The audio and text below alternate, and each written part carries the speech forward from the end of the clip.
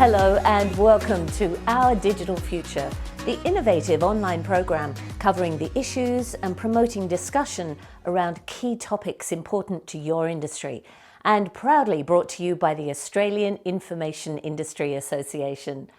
Our 4 news-style episodes will showcase the latest innovations, discuss challenges and solutions, and feature best practices from across the technology industry.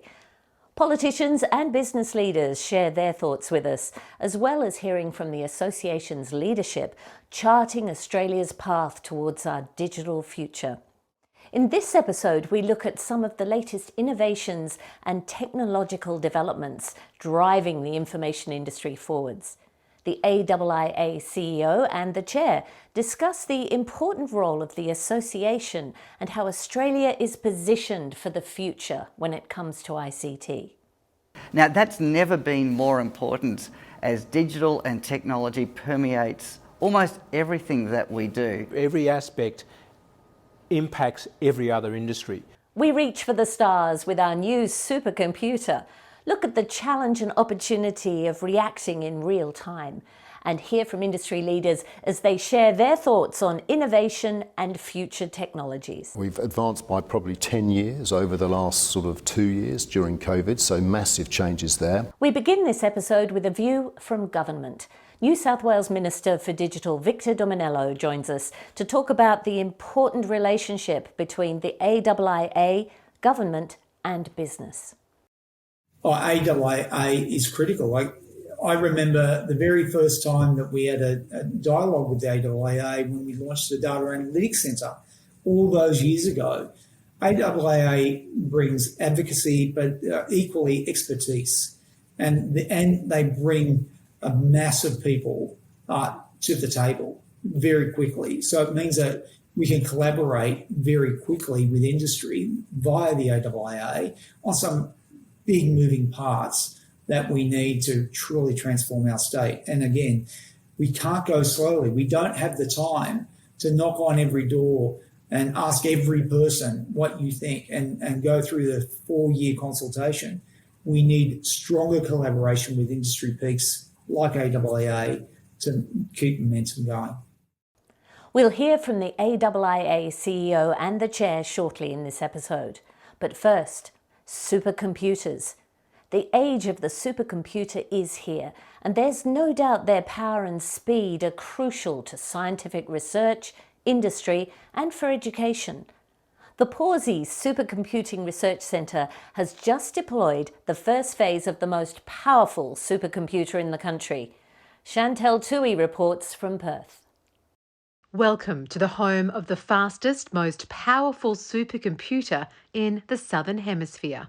It'll be the fastest, most powerful research supercomputer in the Southern Hemisphere when fully commissioned next year, and generate masses of data and a really exciting step change for Australian research and science. This is the Pawsey Supercomputing Research Centre in Western Australia.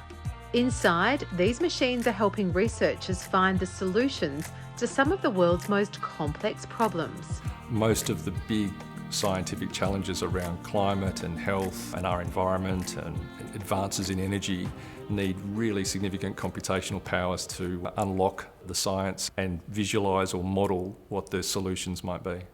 The arrival of the new Seatonix supercomputer is a game changer. So our current system, Magnus, which we'll decommission on the arrival of Seatonix, what it can do in 1 second would take a human calculator over 31 million years to do, which is impressive.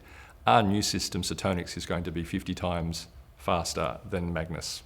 Supercomputing is solving some of the biggest mysteries of the universe, and with a click of the button is turning some very complex data into easy to understand information so that researchers can see the world like they've never seen it before. Supercomputers are doing everything from finding vaccines for COVID-19 and discovering new galaxies to helping combat climate change and allowing industries to predict problems before they arise. We use the supercomputers here to model the design and structures of some of our offshore structures, so pipelines and oil and gas production rigs, for how they might survive cyclones. And the medical profession, latest modelling of premature babies in ICU, is helping predict if and when a baby will go into distress. To say, we think that something's going to happen to that neonatal infant in the next hour, so get in early and take a temperature, do a modification to the routine. Seatonix is also taking the analysis of space data to a whole new level. Small to medium enterprise is being invited to leverage the power of supercomputing. We live in this golden age, if you like, where we've got compute at scale, we've got the internet, and we've got the space-based data and the evolution of machine learning and analytics to be able to do some really fantastically cool things. For enterprise, the access through ASDAF support, the Australian Space Data Analysis Facility, really does mean the sky is no longer the limit. For ASDAF, we can partner with small to medium enterprises to allow them to leverage the compute power of Pawsey to help them do their supercomputing on space-based data to, again, produce results that are commercially interesting. So it's really an amazing opportunity for SMEs to get involved with supercomputing at scale in Australia. An exciting time for researchers and younger generations who face important challenges. They know the importance of us doing something about climate change or doing something about getting the plastics out of the oceans, and they care. It's a tool that has the power to change the world. I believe that these supercomputers have the ability to save lives, save the planet, hopefully, I don't know, maybe save us from each other. So, if we could model worldwide peace, that'd be great. For more than 4 decades, the AIIA has represented and advocated for organisations that are vital to our economy. We asked Association Chair Rob Hillard about the importance of that role. The AIIA sits as the representative organisation of the digital economy and all the organisations that contribute to that economy. Now, that's never been more important as digital and technology permeates almost everything that we do, and we're finding a myriad of businesses are emerging that are contributing to Australia's future as we work towards being a leading digital economy. With more than 800,000 Australians employed in ICT, Association CEO Ron Gauci says there needs to be a continued focus on future industry and innovation.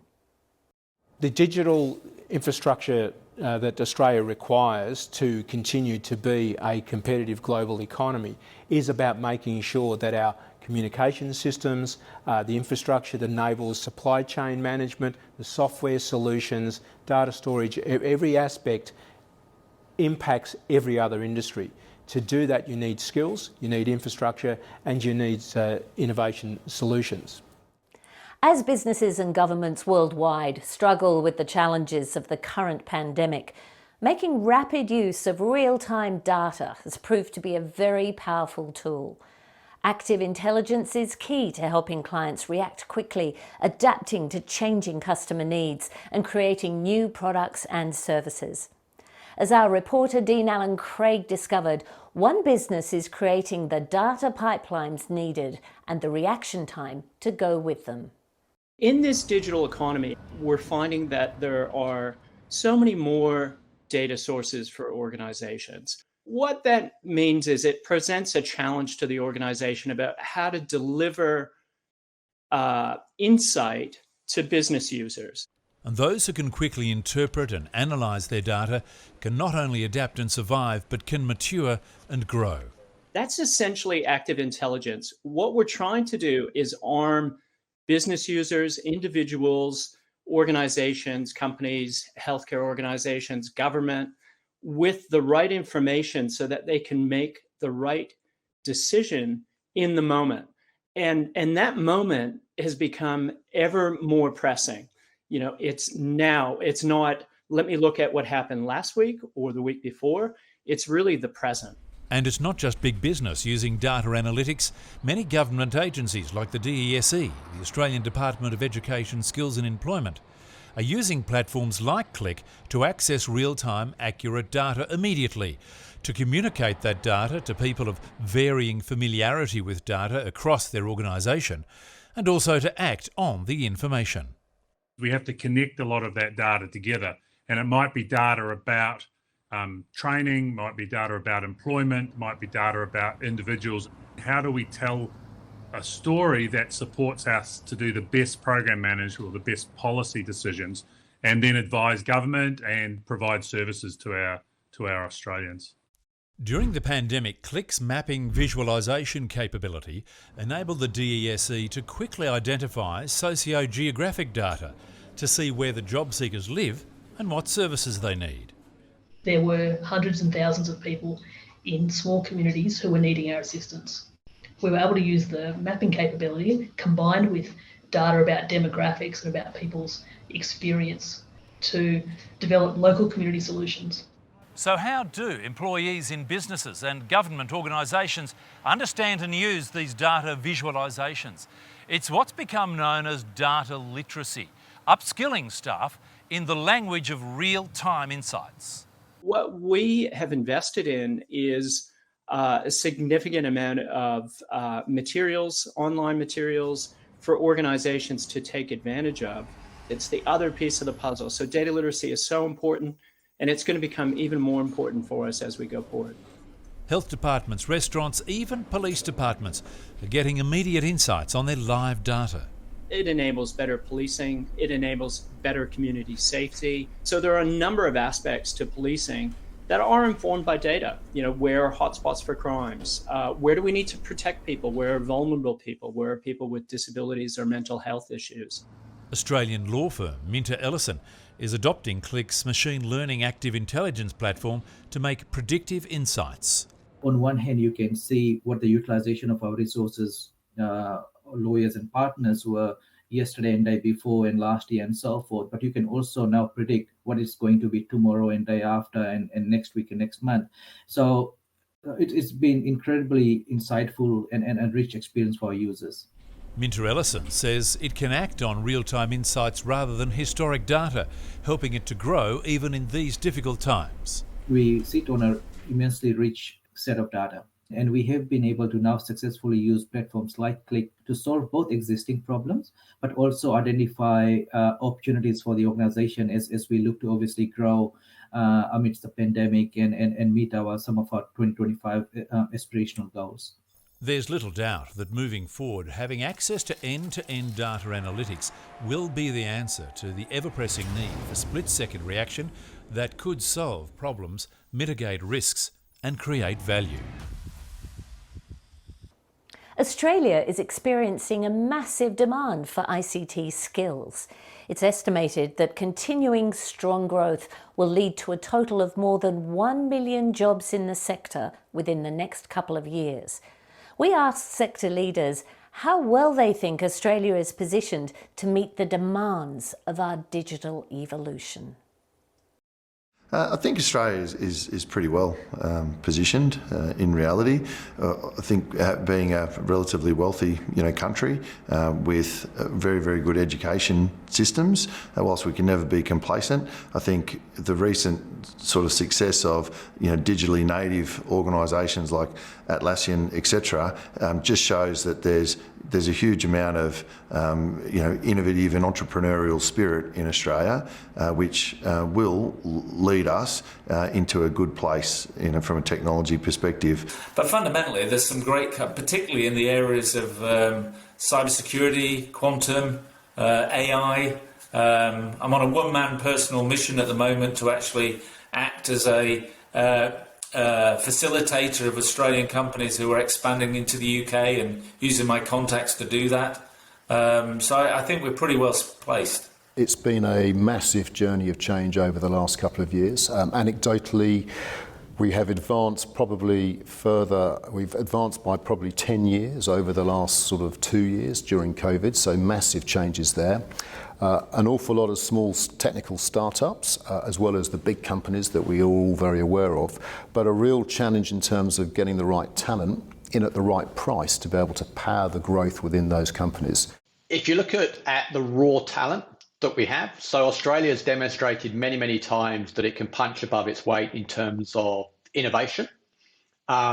We've got a lot of raw talent. We have that natural instinct in the way that we like to do things. And we also have a great opportunity given our current time zone as well. You know, industry runs 24/7. Australia has pretty much a monopoly on our time zone. The pandemic has probably brought the next 5 years worth of change forward into 3 to 8 months. So when you look at that and how we've responded, I think you can see, look, there's a lot of strength in our digital capability. I think the question is, are we far enough along, and can we keep pace with the ever-increasing rate of change? I think these are the key questions more that we really need to think about in that context. And that's all for this episode of Our Digital Future. Do keep an eye out for other episodes which look further into future industry and innovation, issues of privacy, security and transparency, and the crucial area of digital skills and training. We do hope you can join us, but for now, I'm Jo Pearson. It's goodbye from the team and goodbye from me.